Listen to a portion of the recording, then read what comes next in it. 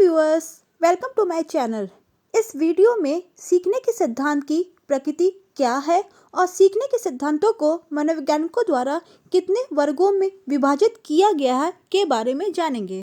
सीखने के सिद्धांत से तात्पर्य एक ऐसी सैद्धांतिक व्याख्या से होता है जिसके द्वारा सीखने की वैज्ञानिक व्याख्या होती है एवं उस व्याख्या में 3 प्रश्नों का पर्याप्त उत्तर मिल जाता है। नंबर 1, व्यक्ति क्यों सीखता है। नंबर 2, व्यक्ति कैसे सीखता है। नंबर 3, व्यक्ति क्या सीखता है। मनोवैज्ञानिकों ने सीखने के विभिन्न सिद्धांतों को मोटे तौर पर 2 प्रमुख भागों में बांटा है। नंबर 1, उद्दीपन अनुक्रिया सिद्धांत। इसे SR थ्योरी भी कहते हैं, यानी स्टिमुलस रिस्पांस थ्योरी। सीखने का दूसरा प्रमुख सिद्धांत है उद्दीपन सिद्धांत। इसे SS थ्योरी भी कहते हैं, यानी स्टिमुलस थ्योरी। उद्दीपन सिद्धांत को संज्ञानात्मक सिद्धांत भी कहते हैं। उद्दीपन अनुक्रिया सिद्धांत क्या होता है।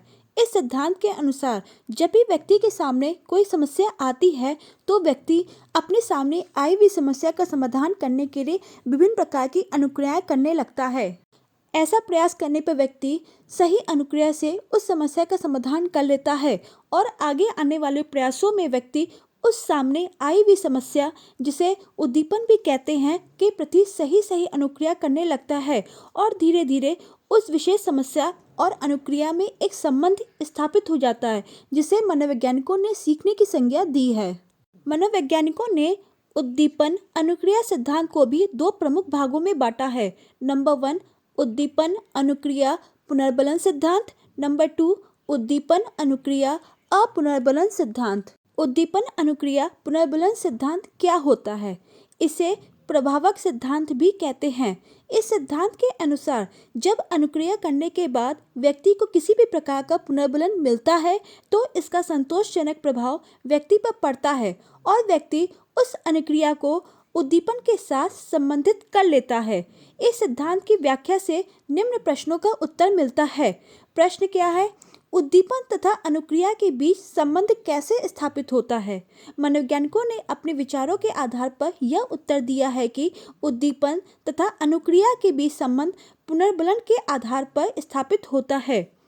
उद्दीपन अनुक्रिया पुनर्बलन सिद्धांत के अंतर्गत थॉर्नडाइक, स्किनर, पावलोव, हल, मिलर मनोवैज्ञानिकों के विचारों को रखा गया है।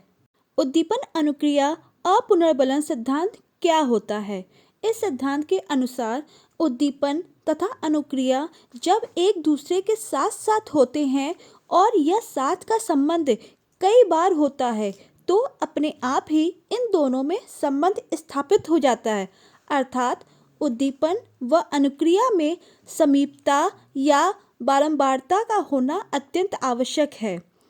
उद्दीपन अनुक्रिया के अपुनर्बलन सिद्धांत के अंतर्गत वाटसन, गथरी, एट्स मनोवैज्ञानिकों के विचारों को रखा गया है। उद्दीपन सिद्धांत क्या होता है।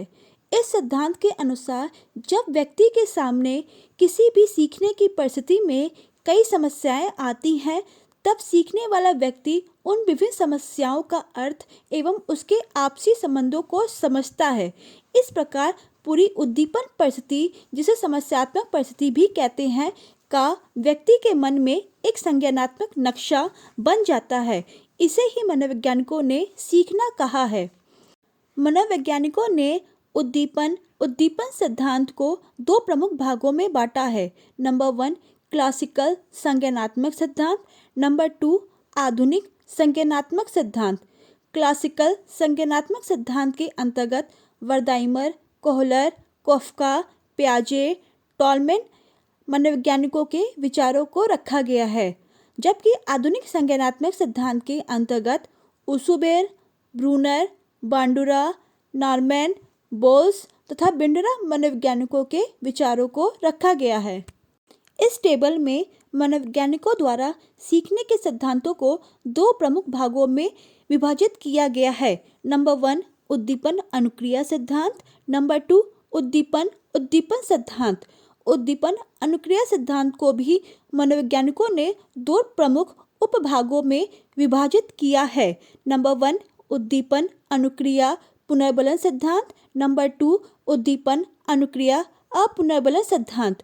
उद्दीपन अनुक्रिया पुनर्बलन सिद्धांत के अंतर्गत थॉर्नडाइक, स्किनर, पावलोव, हल, मिलर आदि मनोवैज्ञानिक आते हैं, जबकि उद्दीपन अनुक्रिया अपुनर्बलन सिद्धांत के अंतर्गत वाटसन, गथरी, एड्स आदि मनोवैज्ञानिक आते हैं। इसी प्रकार उद्दीपन सिद्धांत को भी मनोवैज्ञानिकों ने दो प्रमुख उपभागों में विभाजित किया है। नंबर 1 क्लासिकल संज्ञानात्मक सिद्धांत, नंबर 2 आधुनिक संज्ञानात्मक सिद्धांत। क्लासिकल संज्ञानात्मक सिद्धांत के अंतर्गत वर्दाइमर, कोहलर, कोफ्का, पियाजे, टॉलमैन आदि मनोवैज्ञानिक आते हैं, जबकि आधुनिक संज्ञानात्मक सिद्धांत के अंतर्गत ऊसुबेर, ब्रूनर, बांडुरा, नॉर्मैन, बोल्स तथा बिंड्रा आदि मनोवैज्ञानिक आते हैं।